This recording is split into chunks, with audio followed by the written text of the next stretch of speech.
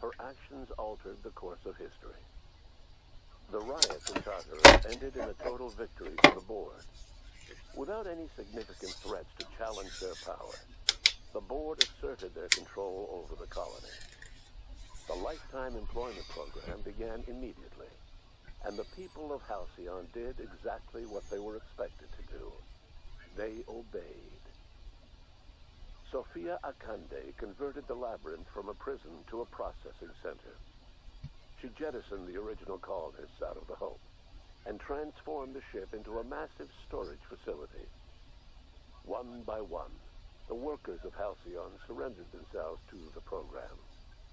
They arrived with their families and their friends, their colleagues and their neighbors. And then, one by one, they marched into their stasis chambers.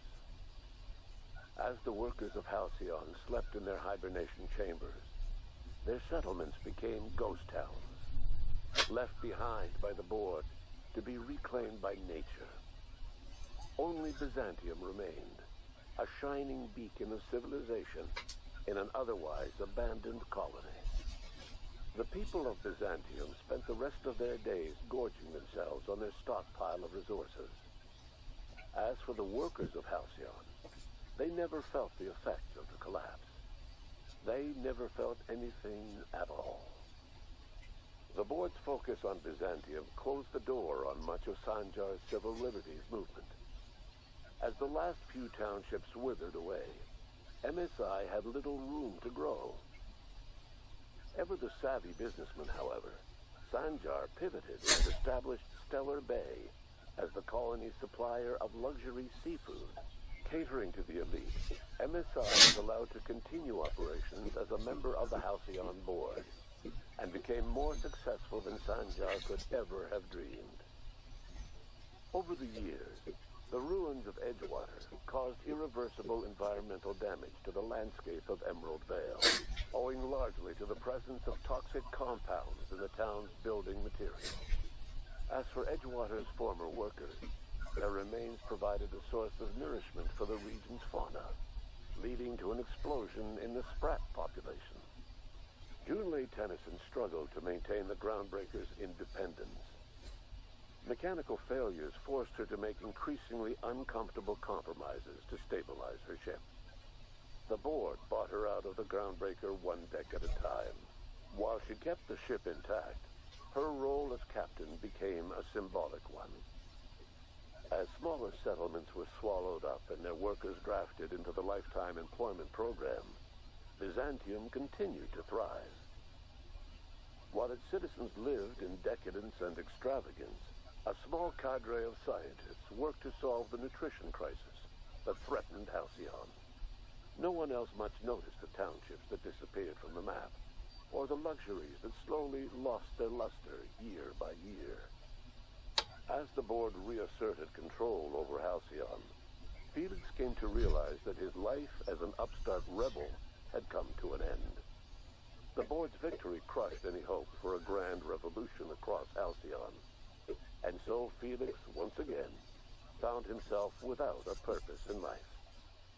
And so, disillusioned with his former boss and with nowhere left to go, Felix left his crew without saying goodbye.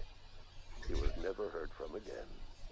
Though Parvati eventually grew comfortable aboard the Unreliable, she never quite came out of her shell. And she often wished aloud that her dad was still alive, to teach her about the finer points of starship care and maintenance. As the board began to roll out their lifetime employment program, Parvati was plagued by dreams of freezing to death. She began taking increasingly longer shore leaves, and she eventually disappeared from the Unreliable entirely. The board never knew what became of her, and under the adjutant's orders, they never tried to find out. Parvati was afforded a measure of peace and left to her own devices. As hard as she tried to drink them away, Nyoka's memories eventually overcame her. Traveling with the crew served as a constant reminder of the family she'd lost, and so she eventually returned to Monarch to get back to what she found most comfortable: the deep end of a bottle and the far end of a trail. Few have seen her since, but travelers often swear they hear her and her machine gun in the night, screaming swears and spitting bullets. Before his untimely death, Captain Alex Hawthorne had plans to restore and modify, for combat purposes, a sanitation and maintenance automechanical that he'd found in a state of disrepair in Emerald Vale's scrapyard. That unit remains broken down and forgotten in the unreliable supply closet to this day. Minister Clark was released from house arrest, and his contact with you gave him a sense of renewed purpose and vigor. Once it became clear that no help would be coming from Earth, he threw his considerable efforts and talents into helping Halcyon manage the crisis before it. Adjutant Sophia Akande was instrumental in executing the Lifetime Employment Program. While the rest of Byzantium celebrated, Sophia returned to work by partnering with you. The two of you worked hard to ensure the Lifetime Employment Program ran smoothly. With Halcyon's workers suspended in a state of hibernation, starvation and chaos are problems of the past. The Lifetime Employment Program succeeded in its goals, but that success came at a price. The Halcyon of today is nothing at all like the colony of yesteryear. Power remains concentrated in Byzantium, but all the colony's resources serve the lifestyle of the elite, thereby transforming Halcyon into one of the smallest and most exclusive colonies in the system. And what about you, the unplanned variable in the history of Halcyon? After the riots on Tartarus came to an end, you threw in your support with Sophia Akande. While Akande administered the board herself, you oversaw the Lifetime Employment Program, stamping out corruption and negligence. Under your leadership, the program ran smoothly. Halcyon's workers were treated with a modicum of dignity. Your involvement kept the board honest and allowed the board scientists to work without the meddling of bureaucracy. No one knows what's happened to Earth, and no one knows what the future has in store for Halcyon. All we know for certain is this: the name of the Unreliable and that of its intrepid captain will remain the subject of countless stories for years to come.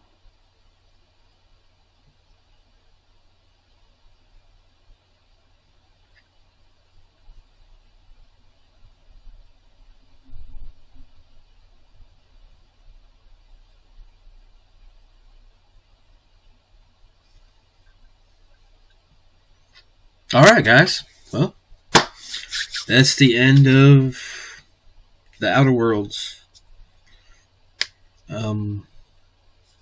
Been fun, been real. On to the next one, because the grind never stops. I'm gonna put all this stuff in the video, just let it play through. So if you guys enjoyed the video, you know, give it a thumbs up, a like, whatever you gotta do. I don't know.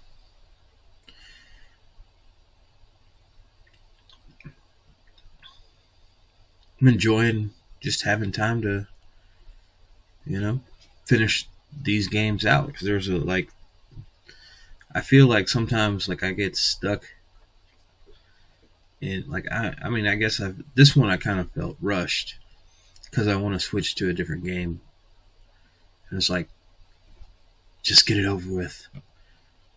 So yeah, like,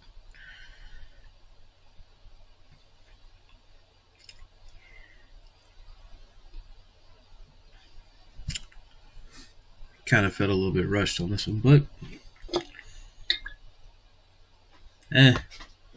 like, I got into it for a little while, and then it was like, let me take a break. But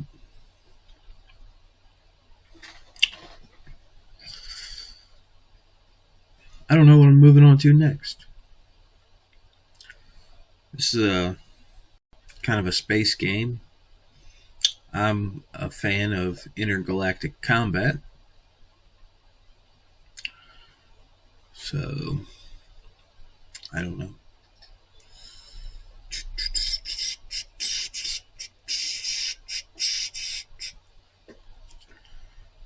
This game really reminded me of Fallout 4, like the way the game actually works and how mechanics work. And it's like a scavenging survival game, and you got to sneak, and it has a Fallout 4 vibe. So if you like Fallout 4, this it's not a bad game. I mean, I guess I could have done a few other missions or whatever, but there was a point where like I said, like I kind of felt like it's time for a new game, so kind of felt like I rushed a little bit. I don't know.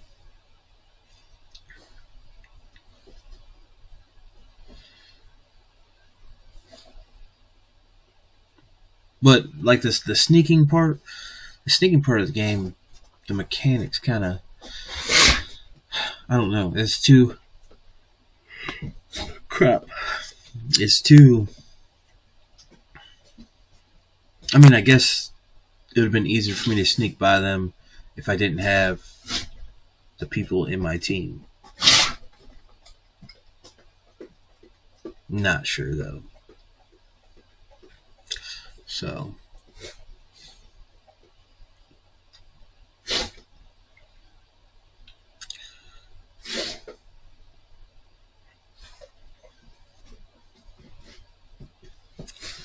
All right.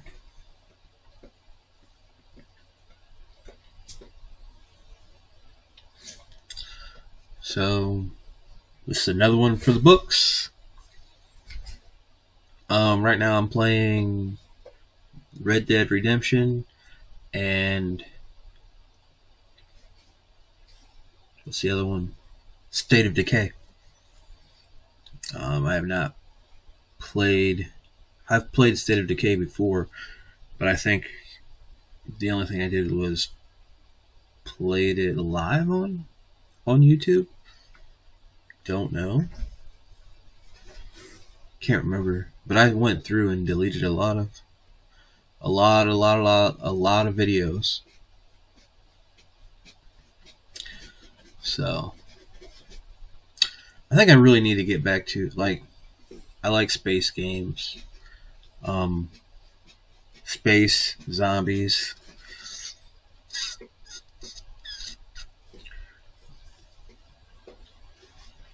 So,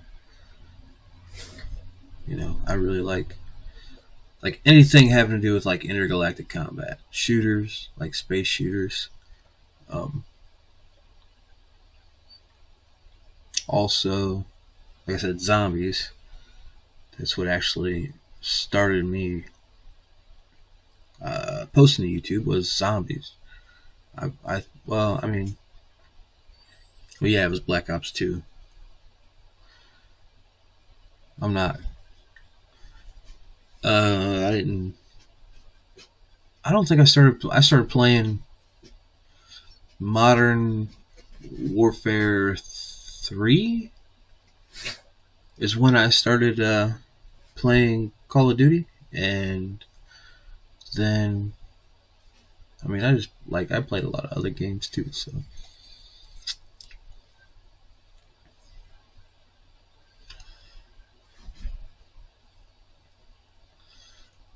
Russian testers, Spanish testers. They got all kinds of them, right? German testers, Italian testers. Huh.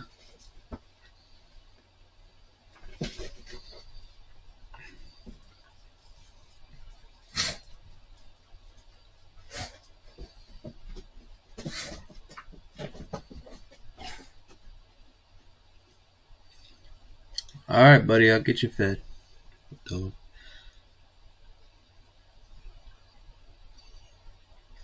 I mean, I gotta show respect because I understand.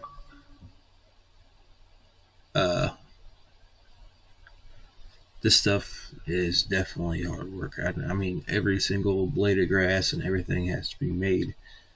And a lot of people just don't appreciate the art that goes behind it. It's like, oh, blah, blah, blah. It's just a video game. Not really. Somebody has to actually make that whole spaceship that you're looking at right now. Maybe a team of people had to design every freaking part of that. So, definitely show some respect.